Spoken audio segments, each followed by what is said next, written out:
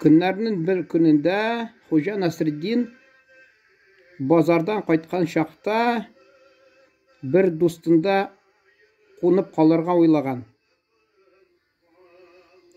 Dostаны Hoca Nasreddin ашыққан екен деп ойламаған, шуңа күрә йокы урынын жәйгән дә кетіп қалған. Hoca Nasreddin ярты төн буена азапланып яткан инде. Bir яктан bir якка бурылып йоклый алмагач, достының ишегенә шакый башлаган. Бир әле зинһар bir-ике кабартма дигән.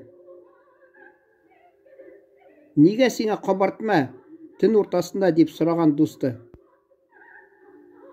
Башыма бик түбән, йоклый алмыйм.